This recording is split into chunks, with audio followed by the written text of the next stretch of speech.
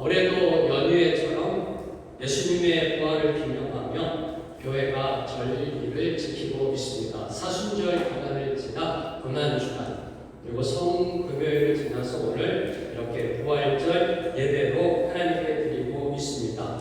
이 부활절 절기를 보내면서요 발견한 한 가지 사실이 있습니다. 오늘날 많은 성도들에게 예수님의 부활이 이제 더 이상 놀랍지도 흥미롭지도 않아 보인다는 겁니다. 어떻게 알았을까요? 제가 그렇다는 거죠.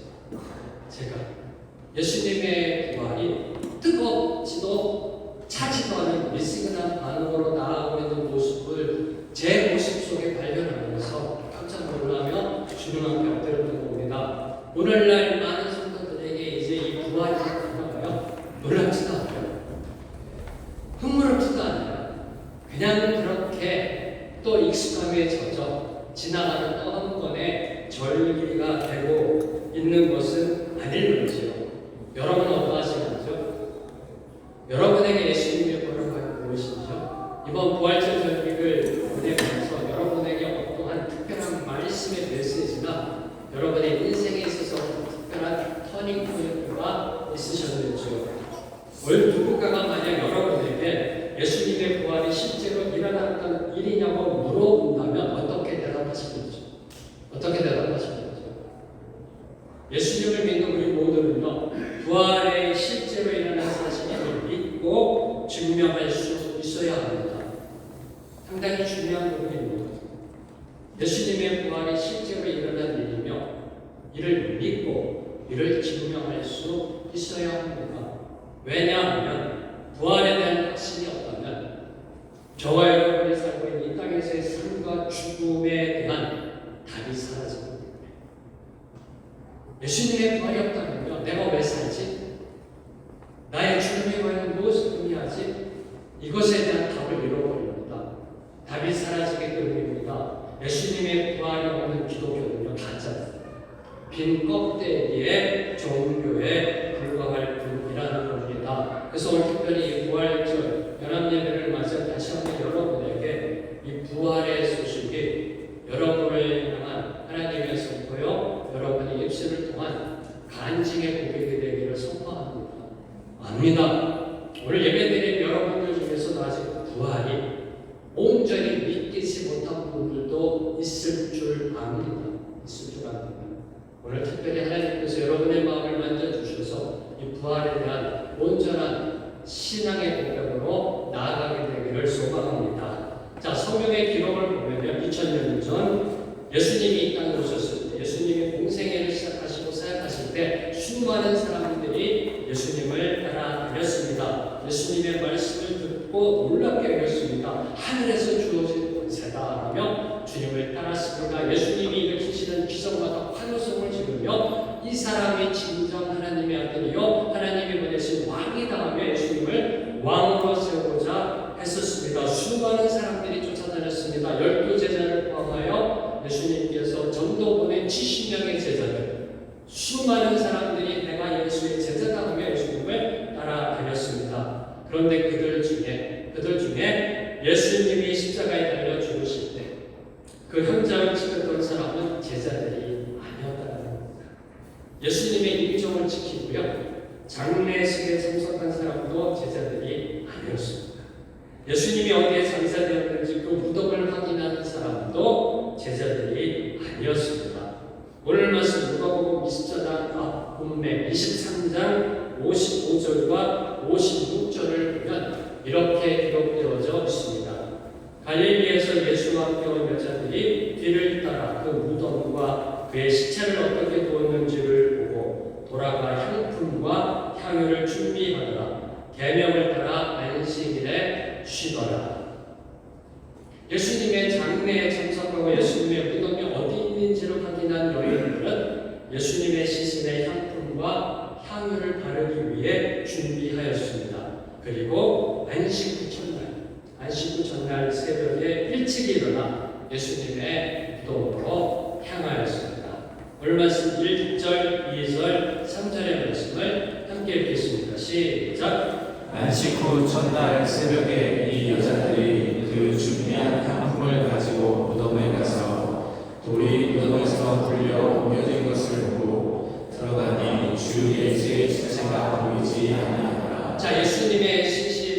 시신의 향품을 바르기 위해 무덤에 도착한 여인들의 눈에 들어온 곳은 옮겨진 무덤의 덧문이었다는 겁니다.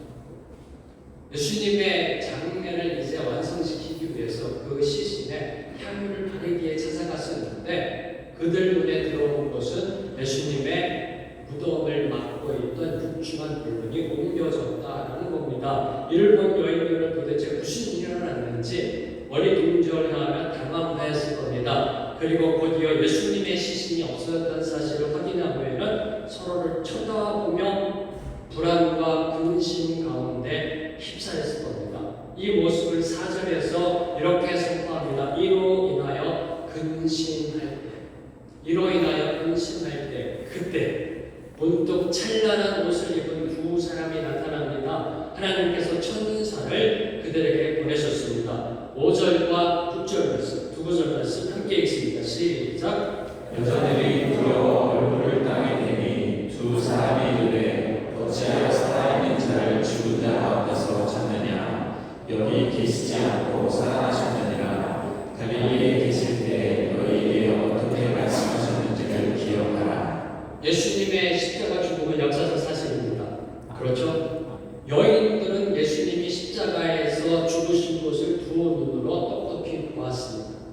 십자가 바로 밑에서 예수님이 하나님께 나의 영혼을 응탁하나이다 하면서 숨을 거두시는 것을 두 눈으로 똑똑히 보았습니다. 그리고 예수님이 무덤에 장사되는 것도 목격하였습니다. 그런데 천사들이 여인들에게 이렇게 질문합니다. 어찌하여 살아있는 자를 죽은 자 가운데서 찾느냐? 어찌하여 살아있는 자를 죽은 자 가운데서 찾느냐? 무슨 뜻일까요? 6절 말씀. 여기 계시지 않고 살아나셨느니라. 여기 계시지 않고 살아나셨느니라. 예수님은 살아나셨습니다. 예수님은 죽음을 이기시고 다시 사셨습니다. 예수님은 영원히 살아계신 분이라는 겁니다. 이전에도 계셨고 오늘도 계시고 앞으로도 영원히 계시는 하나님의 아들 주 그리스도이심이 선포되신 것입니다. 여기 계시지 않고 살아나셨습니다. He is risen. 예수님은 살아나셨다라는 진리를 선포하고 있는 겁니다. 이 진리에 대해 여러분은 믿음으로 아멘 하시는 거죠? 예수님이 다시 사심이 정말 믿음으로 고백되시는지 이 사실이 믿음으로 다가오시는지요? 한번 이 시간에 진지하게 여러분에게 질문해 보시기 바랍니다. 여기 계시지 않고 살아나십니다. 어찌하여 산자를 죽은 자 가운데서 찾지가 않느냐? 여러분의 마음에 대한 그 응답은 과연 무엇인지요? 정말 여러분이 예수님이 살아계심을 다시 사셨음을 믿으신다면 어찌하여 여러분의 인생의 가치를 죽은 세상에서 찾고 있는지요? 이 부분입니다. 여러분이 진정 예수님이 다시 사셨음을 믿는다면 어찌하여 사는 자를 죽은 자 가운데서 찾느냐는 그 천사의 말을 믿는다면 어찌하여 지금 여러분의 인생의 가치를 죽은 세상에서 찾고 있는지요라는 질문을 여러분에게 던져낸다라는 겁니다. 다시 말해 물질, 명예, 성공, 출세 여러분에게 진정한 행복을 가져다 주었는지요? 한번 이 시간의 곰곰이 여러분에게 질문해 보시기 바랍니다. 세상 것들, 여러분이 추구하던 것들, 여러분의 인생의 가치를 찾으려 했던 것들 여러분에게 진정한 행복과 만족을 주었는지요? 더 넓고 고급진 아파트, 고가의 외제차, 명품 브랜드 등이 여러분의 존재 가치를 높여주었는지요? 여러분의 품격을 더 높여주었는지요? 좀 있어 보이는지요? 좀 나아 보였는지요? 다시 살아 이 모든 것들 저희들이 이 세상 떠날 때 무덤에 놓고 가야 할 것입니다. 다 알고 계시죠?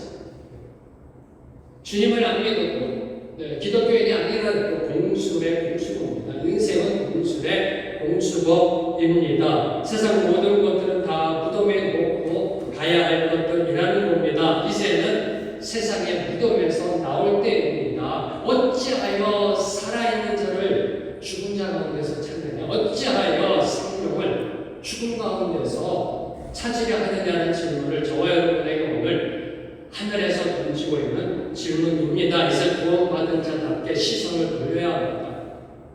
죽음의 세상에서 저 하늘 분야로 땅에서 하늘로 이제 시선을 돌려 생명의 부활로 나아갈 때라는 겁니다. 부활은 종교가 아닙니다. 부활은 철학이 아닙니다. 부활은 관념이나 개념이나 지식이 아닙니다. 부활은 교리가 아니라 사실입니다.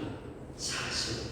예수님의 부활도 사실이고요. 저와 여러분의 부활도 사실입니다. 그래서 이 부활은 우리의 삶의 현실이 되어야 합니다. 왜 사실입니까? 그리고 우리의 삶의 간증이 되어야 합니다. 왜 사실입니까? 우리나라 최고의 지성인이자 예수님을 믿으신 후에는 지성에서 영성으로 나아가신 누구신지 다 아시죠? 이어령 박사님. 2022년에 소천하신 이어령 박사님, 당대 최고의 지성인이자 예수님을 만나신 다음에는 지성에서 영성으로 나아가고자 몸부림치셨던 이어령 박사님은 죽음을 얼마 앞두고 다음과 같이 고백하셨습니다. 삶과 죽음은 맞닿은 동전 같은 것인데 그걸 몰랐습니다. 죽음을 몰랐다는 것은 생명을 몰랐다는 것입니다. 나는 길이요 진리요 생명이라는 말씀은 죽음이자 생명입니다.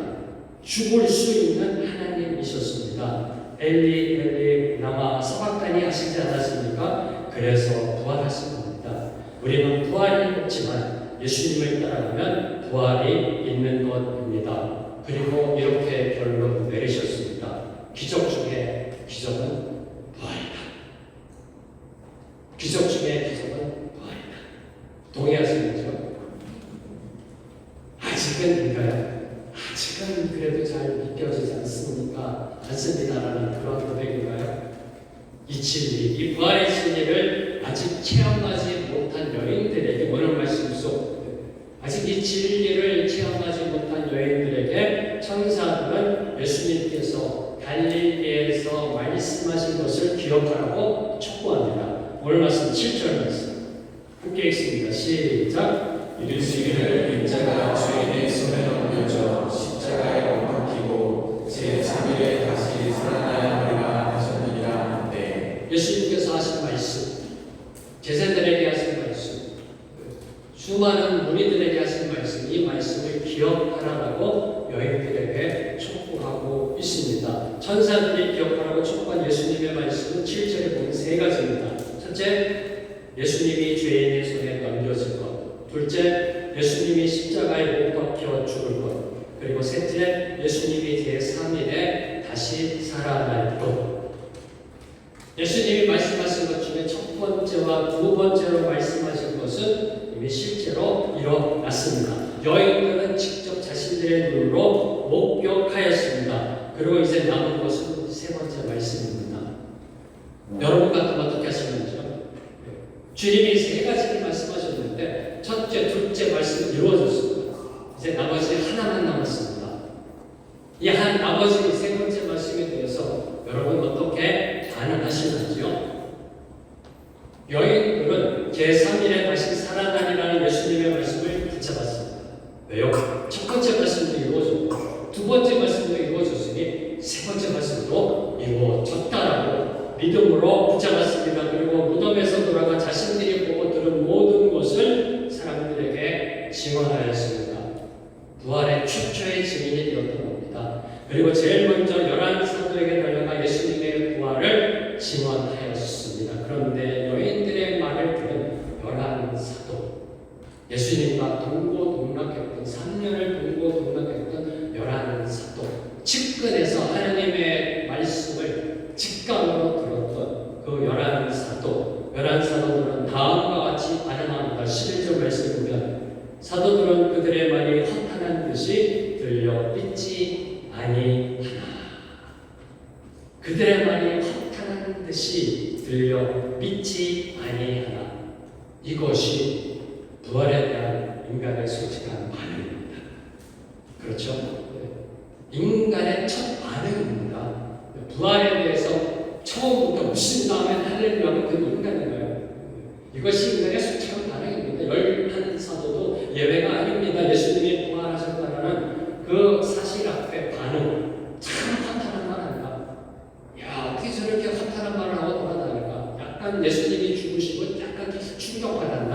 이렇게 생각하는 겁니다. 이게 인간의 첫 반응이라는 겁니다.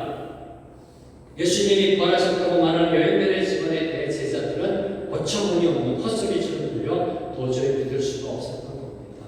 저와 여러분도 마찬가지였을 겁니다. 2000년 전에 여인들의 말을 들었으면 아마도 허탄한 듯이 들렸을 것입니다. 그런데 제자들 중 베드로가 일어납니다. 그리고 무덤으로 달려갔습니다. 혹시나 하는 마음에, 긴가민가 하는 마음에 여인들이 말한 것을 직접 확인하기 위해 무덤으로 달려갔습니다.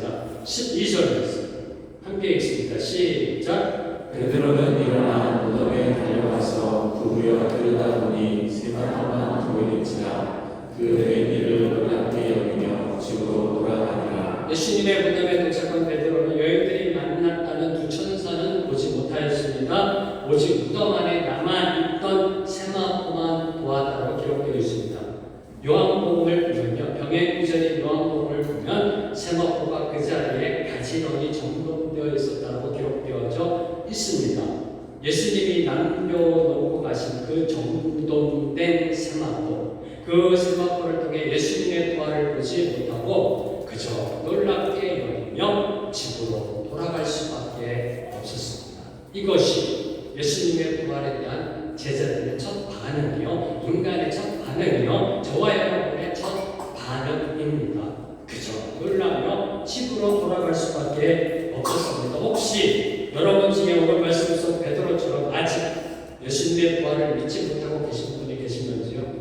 오늘 말씀 속 베드로처럼 믿고는 싶은데 교회는 다니는데 놀라워하면서 예수님의 기적의 말씀을 듣고 어떨 때는 놀라워하면서도 그저 그냥 집으로만 돌아갈 수밖에 없는 그 심정, 믿고는 싶은데 그냥 허탄하게 돌아갈 수밖에 없는 그런 상태에 계신 분은 혹시 없으신건지요? 십자가의 죽음, 하나님의 아들이 십자가에서 죽으셨다, 이건 받아들이겠는데 아직 부활은 좀 곤혹스러우신지요? 아직 거기까지는 못 나가고 계시는지요? 기억하십시오. 베드로도 결국 예수님의 부활을 믿었다는 겁니다. 오늘 그냥 집으로 돌아간 베드로도 결국 예수님의 부활을 믿게 되었다라는 것이 역사적인 사실입니다. 예수님은 부활하셨습니다. 예수님이 부활하셨음을 보여주는 증거 중에, 확실한 증거 중에 오늘 5가지에 대해서 저와 여러분이 은혜 받고자 합니다. 오늘 나누는 이 5가지를 통해 혹시라도 긴가민가 생각하는 분들, 아직도 집으로 돌아가는 베드로와 같은 심정으로 교회 다니는 분이 있다면 성령의 터치하심으로 예수님의 부활이 여러분의 삶의 현실이 되고 간증이 되고 고백이 되기를 주님의 이름으로 선포합니다. 자, 5가지 중에 첫 번째로 세상이 인정하는 4대 종교는 어떤 것인가요? 세상이 인정하는 4대 종교, 유교, 불교, 이슬람교, 기독교입니다. 세상이 인정하는 4대 종교, 유교, 불교, 이슬람교, 그리고 기독교. 이 4대 종교의 공통점이 무엇인지 아시는지요? 4대 종교를 창시한 사람들 모두 다 죽었다는 겁니다. 공자, 석가모니, 무하마드, 예수 모두 다 죽었다는 사실입니다. 유교를 창시한 공자의 묘는요, 산동성 취프에 있습니다. 중국 산동성에 가면 취프라는 도시이고요. 불교 창시자 석가모니의 묘는 사이탑에 있습니다. 그리고 이슬람교 창시자 무하마드의 무덤은 메디나에 있습니다. 그런데 기독교의 창시자 유대 청년 예수는 무덤이 없습니다. 묘가 없습니다. 죽긴 죽었는데 시신이 안치되었던 곳은 있는데 묘가 없습니다. 왜요? 시신이 사라졌습니다. 시신이 발견되지 않았기 때문입니다. 예수님이 십자가에서 죽으시고 부활하셨다는 그런 소식이 온 땅으로 전파될 때 당시 십자가 사역을 주도했던 대제사장들의 무리와 그리고 로마 총독은요, 예수님의 부활을 부인할 결정적인 증거를 제시하지 못했습니다. 어떻게든 이걸 막아보려고 했었습니다. 특별히 예수님께서는요, 살아계실 때 내가 죽은 뒤에 3일 만에 부활하리라고 예언하셨습니다. 이에 대해서 유대 종교 지도자들은요, 로마 총독 빌라도에게 이야기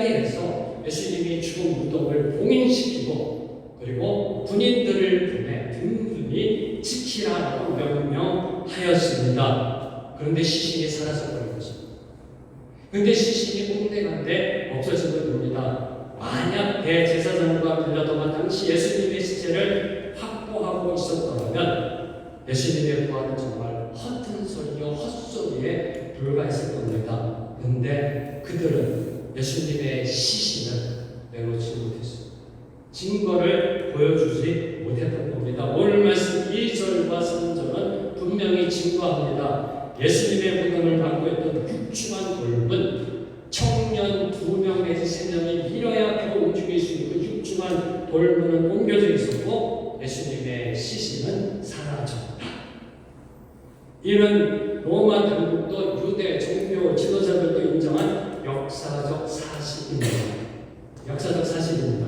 그리고 예수님의 부활을 증거하는 가장 강력한 증거가 되는 것입니다. 기억하십시오. 기독교 외에는 부활절이 없다. 부활절은 오직 기독교에만 있다라는 사실입니다. 두 번째 부활의 증거는 부활의 증인들입니다. 자, 어떤 사건의 진위를 판결함에 있어서 이것이 옳고 그르다의 그 진위를 판결함에 있어서 중요한 요소 중에 하나가 그 사건을 목격한 증인들의 증언입니다. 이 부활의 증인들의 증언. 자, 그러면 누가 예수님의 부활을 목격하였는지요? 성경에 보면 수많은 사람들이 있습니다. 그 속에 대표적인 증인들은 여인들과 예수님의 제자들입니다. 자, 우선 먼저 예수님이 부활하신 현장에 있었고요. 그리고 부활하신 예수님을 제일 먼저 목격한 사람은 예수님을 따르던 여인들이었습니다. 여인들. 여기서 주목해야 될 것. 당시 유대 사회에서는요, 여자를 증인으로 인정하지 않았습니다. 여자는 유대 법정이나 로마 법정에서 증언할 자격이 없었습니다. 설사 증언한다 해도 아무런 효력이 없었습니다. 증거로 채택되지 않았습니다. 아예 증언이 채택되지 않습니다. 그런데 사복음서, 마태, 마가, 누가, 요한복음, 사복음서 모두 여인들을 최초의 부활의 증인으로 기록하고 있습니다. 당시 여인의 증언은 아무런 효력이 없었음에도 불구하고 왜 그랬을까요?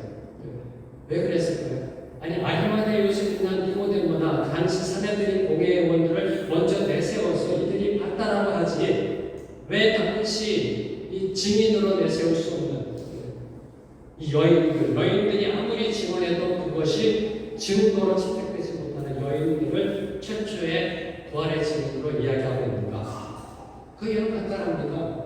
그게 팩트입니다. 그게 사실입니다. 여인들이 제일 먼저 예수님의 부활을 목격했기 때문입니다. 그 여인들은 누구인가 이름까지 밝히고 있습니다. 왜요? 사실입니다. 지어낸 얘기가 아니라는 겁니다. 오늘 말씀 10절을 보면 막달라 마리아, 요한나, 야고보의 어머니 마리아라고 이름까지 이야기하고 있습니다. 맞다라는 겁니다. 그들이 최초의 예수님의 부활을 목격한 사람들이라는 겁니다. 부활의 증거는요, 사람의 신분이나 지위에 달린 것이 아니라 믿음에 달려 있음을 보여주고 있는 겁니다. 자, 요한복음을 보면요, 요한복음을 보면 누가복음과 오늘 말씀 적어져 있는 누가복음과는 달리 요한복음을 보면 이 막달라 마리아가 그 무덤의 현장에서 예수님을 만나는 사건이 기록되어져 있습니다. 근데 막달라 마리아도 처음에는 불안과 공포의 눈물에 잠겨 자신의 눈앞에 서 계신 예수님, 부활하신 예수님을 바로 보지 못했습니다. 그럼 어떻게 막달라 마리아는 예수님의 부활을 믿게 되었는가? 나중에 여러분이 한번 요한복음 20장 읽어보세요. 요한복음 20장을 보면은 울고 있는 시신이 없어졌기 때문에 예수님의 시신이 없어졌기 때문에 울고 있는 막달라 마리아에게 부활하신 예수님이 다가가셔서 이렇게 질문하셨습니다. 어찌하여 울면 누구를 찾느냐? 어찌하여 울면 누구를 찾느냐? 이에 마리아는 예수님이 무덤을 지키는 동산진인 줄 알고 그렇게 알고 이렇게 반문합니다. 당신이 예수님의 시신을 옮겨갔다면 그곳이 어딘지 좀 알려주세요 라고 질문하였습니다. 그때 예수님이 이렇게 말씀하셨습니다. 마리아, 마리아. 그러자 마리아가 부활하신 예수님을 알아보았다고 성경은 기록하고 마리아는 자신의 이름을 부르고 있는 사람이 예수님이신 것을 곧바로 알아채렸던 겁니다. 그리고 죽으셨던 예수님이 부활하셨음을 확신하게 되었던 겁니다. 당신이 동산지기이시면 예수님의 시신이 어디로 옮겼는지 저에게 말씀해 주세요. 제가 가서 그 시신에 향유를 발라야 합니다. 그러니까 예수님이 마리아야. 이때 마리아는 깨달은 겁니다. 주님, 부활하신 예수님을 만나고 예수님의 부활을 목격하였다는 것입니다. 놀랍지 않은가요? 놀랍지 않은가요? 자신의 이름을 부르는 마리아라는 이 음성만 듣고도 예수님이 다시 살아나셨다. 부활하셨음을 믿고 선포하게 되었던 것입니다. 요한복음 10장 3절에서 4절 말씀. 두 절 말씀 함께 읽습니다. 시작. 문지기는 그를 위하여 문을 열고 양은 그의 음성을 듣나니 그가 자기 양의 이름을 각각 불러 인도하여 이르니라. 자기 양보다 이름으로 위에 앞서가면 양들이 그의 음성을 하는으로 따라오되 주의 양은 주의 음성을 듣는다. 이 질문입니다. 기억하십시오. 예수님을 사모하며 따라가는 사람은요, 예수님이 자신의 이름만 불러도요 압니다. 그 음성만 듣고도 그분이 예수님이신 줄을 알게 되는 것입니다. 주의 양은 주의 음성을 듣는다. 바로 이것이 마리아를 통해 선포된 진리이자 마리아가 예수님의 부활하심을 목격하게 된 그 결정적인 단서가 되는 겁니다. 뭐가요? 주의 양은 주의 음성을 듣는다. 자, 다음으로 예수님의 부활을 목격한 진리는 제자들입니다. 사실 제자들은요, 오늘 말씀처럼 처음에는 예수님의 부활에 대해 회의적이었습니다. 허튼 소리다라고 생각하며 믿지 않았습니다. 예수님이 동생의 기간 중에 예수님께서 죽으시고 부활하신 것을 제자들에게 그렇게 직감했는데 가르쳐 주셨습니다. 귀가 닳도록 직감으로 말씀해 주셨는데도 불구하고 예수님의 부활을 전혀 기대하지 않았습니다. 예수님의 피부 무덤을 뻔히 눈앞에 두고도 혹시나 하는 생각조차도 하지 않았습니다. 자, 오늘 말씀 무덤에 들어간 베드로도요 단지 놀라워하였다라고 기록되어 있을 뿐입니다. 아마 어제는 이 부분을 묵상하면서 아마 이때 베드로는 놀라워하며 예수님의 빈 무덤을 보면서 다음과 같은 의문점이 들지는 않았을까라는 생각을 해봅니다. 한번 생각해 보세요. 혹시나 달려갔을 때도 무덤은 비어 있고요. 무덤 안을 봤더니 예수님의 시신이 진짜 없어요. 그때 베드로는 아마도 다음과 같은 의문점이 들었을 겁니다. 첫째, 예수님의 시신을 누군가가 가져간다면 세마포 수의를 입힌 채로 모셔가지 왜 벗겨서 가져갔을까? 라는 질문. 두 번째, 만약 부정이 들었다면 왜 세마포 수의를 벗겨 잘 포개놓고 갔을까? 이런 질문. 도둑이 들어와서 훔쳐간 다음에 정리정돈 팍 하고 나가나요? 왜 그랬을까? 세 번째, 만약 누군가가 무덤 안으로 들어갔다면 그 육중한 무덤의 돌문을 어떻게 옮겼으며 그때 무덤을 지키던 군인들과 경비병들은 도대체 뭘 하고 있었을까? 라는 질문이 되지 않았을까요? 이 의문점에 대해 여러분은 어떻게 생각하시는지요? 이 의문점들에 대해 여러분은 어떻게 생각하시는지요? 부활은 인간의 논리로 이해되는 게 아닙니다. 부활은 인간의 이성 체계로 이해되는 것이 아닙니다. 부활은 믿음으로 체험하는 것. 성경은 베드로를 포함한 예수님의 제자들이 예수님의 부활을 믿기까지는 눈으로 보고 손으로 만져보는 경험이 필요했음을 말씀하고 있습니다. 예수님의 못자국과 참자국을 체험한 후에서야 비로소 부활하신 산지인이 되었던 것입니다. 요한일서 1장 1절 말씀 함께 선포합니다. 시작. 태초부터 있는 성경의 말씀에 관하여는 우리가 들은 바요 눈으로 본 바요 자세히 보고 우리의 손으로 간증하라. 기독교는 체험의 종교예요. 기독교는 체험의 종교입니다. 오늘도 살아 역사하신 예수 그리스도 2000년 전 부활하신 그 주님을 만나 교제하는 체험의 종교라는 것입니다. 이 체험을 통해 부활의 상징이 된 베드로는 가룟유다를 대신한 새로운 사도를 선출할 때 그 기준을 뭘로 정했는지 아시는지요? 예수님께서 부활하심을 체험으로 경험하고 부활의 상징이 된 베드로는 이제 가룟유다를 대신한 12를 채우기 위해서 12번째 사도를 세울 때 그 기준을 이렇게 정했습니다. 우리와 더불어 예수의 부활하심을 증언할 자. 우리와 더불어 예수의 부활하심을 증언할 자. 사도행전 1장 22절 말씀. 이를 기준으로 가룟유다로 인하여 공성이 된 12번째 사도를 채웠던 겁니다. 그리고 부활하신 예수님을 위해 기꺼이 목숨을 내놓았습니다. 십자가에 거꾸로 매달려 순교하셨습니다. 다시 말해 베드로는 죽음으로 예수님의 부활을 증명하셨던 겁니다. 자, 세 번째 부활의 증거, 사도 바울의 회심입니다. 사도 바울의 회심이 예수님께서 부활하신 증거 중에 가장 확실한 증거 중에 하나입니다. 기독교를 대적하고 핍박했던 바리새인 사울이 변하여 사도 바울이 됐다? 이보다 더 강력한 증거가 어디 있었죠? 교회를 핍박했던 자입니다. 기독교를 대적했던 자입니다. 그런 자가 예수쟁이라는 겁니다.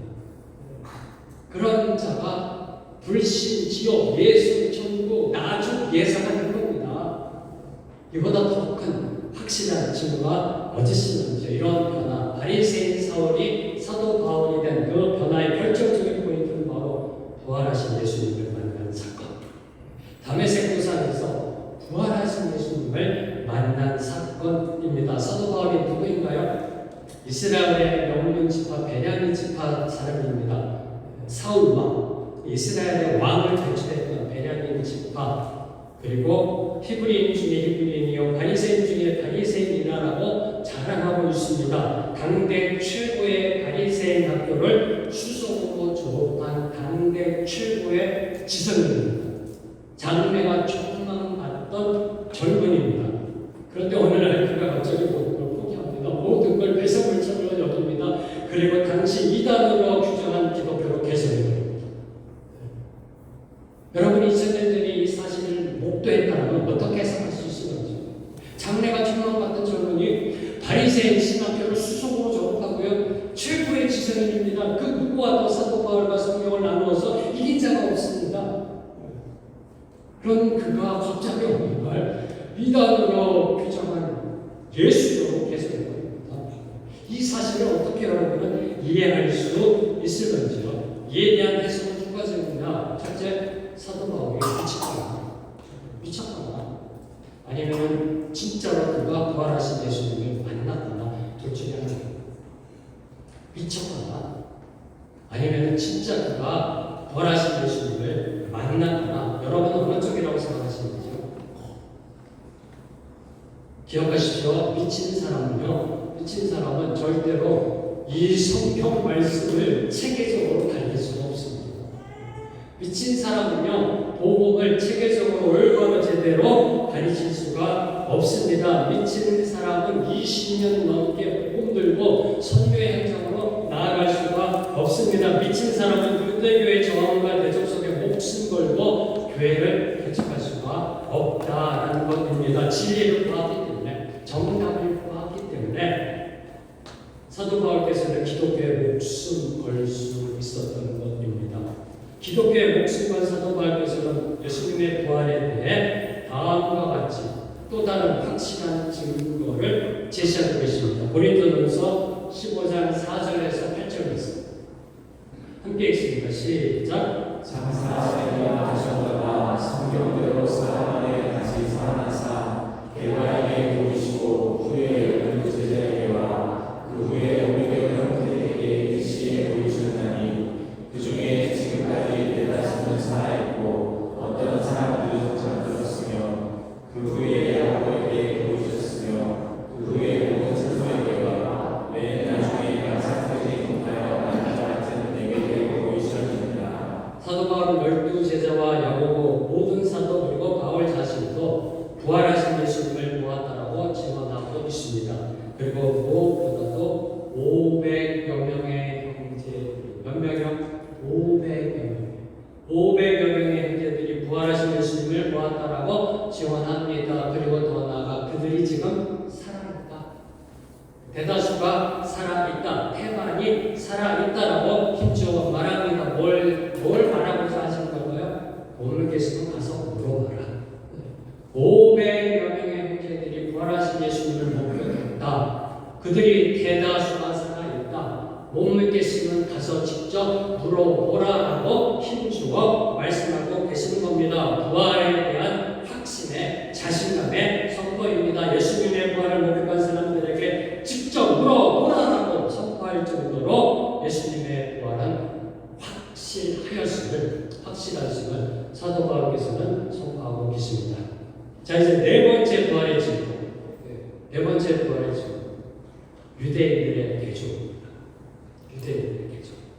자, 사도행전을 보면요. 성령께서 강림하신 오순절날 베드로가 전한 복음의 설교, 예수님의 죽음과 부활에 대해서, 십자가에 대해서 한 설교를 듣고 당일에 몇 명이 회심하였는지요? 3,000명이 회심하였다고 기록되어져 있습니다. 그리고 사도행전 4장 4절을 보면 사도들이 부활의 도를 전하자 다시 몇 명이요?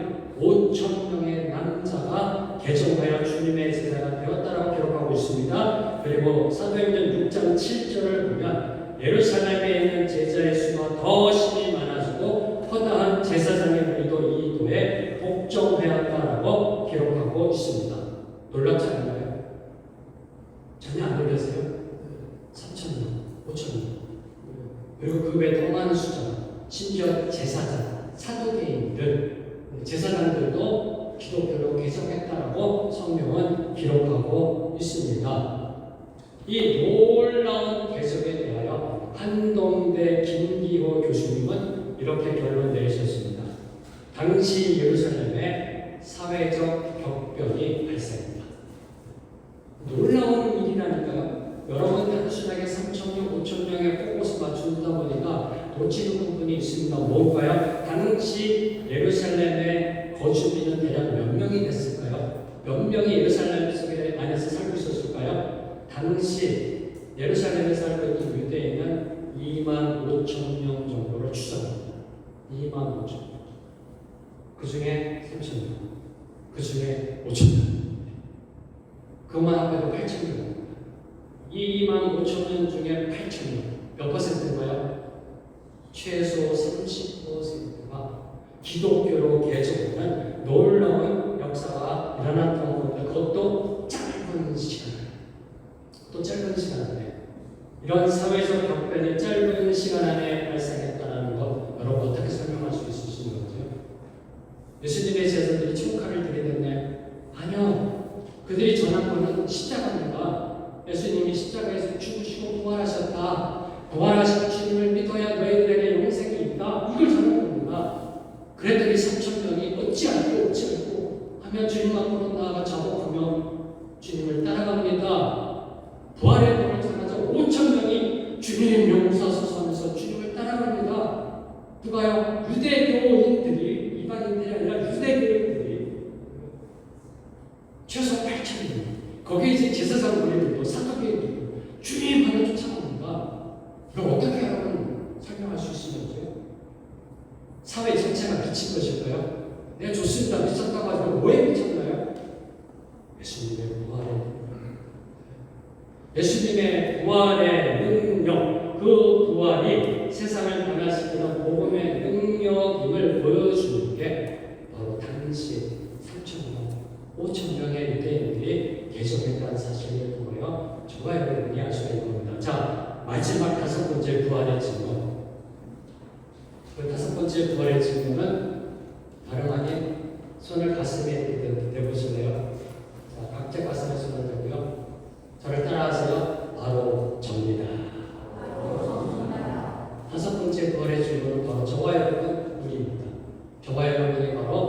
주님의 부활에 대한 증인입니다. 오늘 우리 모두는 부활하신 예수님을 직접 눈으로 보지 못했습니다. 그렇죠? 보신 분 계세요? 2000년 전에 부활하신 현장에 계신 분 계세요? 아니죠. 저희들은 21세기 사람들입니다. 예수님이 부활하신 현장이 없었습니다. 돌문이 열린 것도 보지 못했습니다. 시신이 없어진 것도 보지 못했습니다. 여인들의 증언을 직접 듣지도 못했습니다. 베드로를 통해서 말씀을 듣지 못했습니다. 그런데 예수님이 부활하셨음을 믿고 있습니다. 믿고 있잖아요. 어떻게 해요? 말씀을 통해. 하나님의 말씀을 통해 저와 여러분은 오늘 예수님의 부활하심을 믿고 있습니다. 이 또한 기적이라는 겁니다. 예수님의 부활도 기적이고요. 그리고 예수님이 부활하셨다라는 이 말씀을 오늘 2000년이 지난 오늘 21세기를 믿고 있다는 것 또한 기적 아니는지요? 기적 아니는지요? 제가 저를 생각할 때 그거 정말 기적이더라고요. 제가 상당히 이성적이고 논리적인 사람입니다. 체계적인 사람이고요. 제가 저를 생각할 때 사실 그것을 쫙 몰랐다. 황재명 네가 이걸 믿고 있다니 이게 막 고백되더라고요.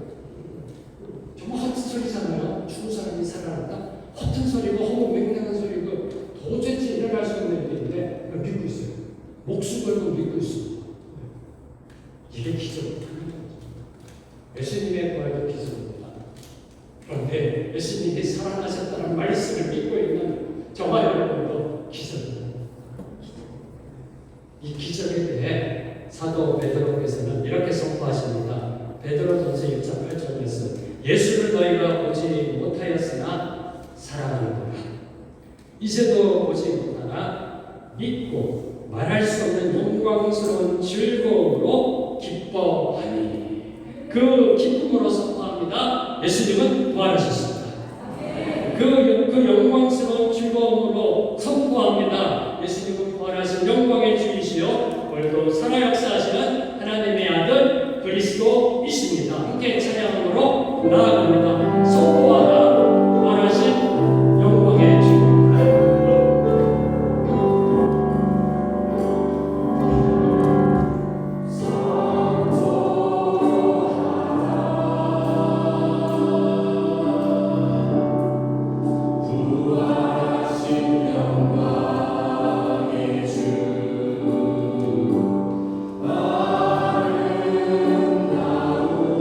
영광의 주를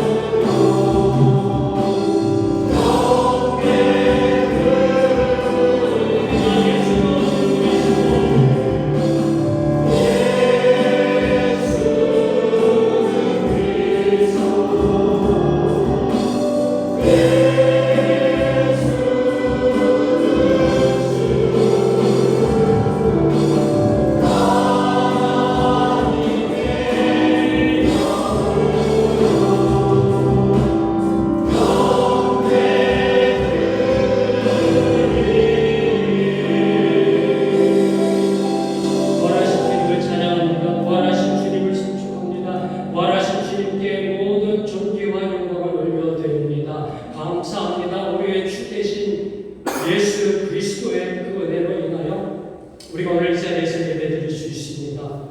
하나님, 우리의 삶을 통한 찬양을 받아 주시옵소서. 우리의 24시간 365일이 오직 주께 감사, 오직 주께 찬양, 오직 주께 경배 예배가 되게 하여 주시옵소서. 예수님의 이름으로 기도합니다.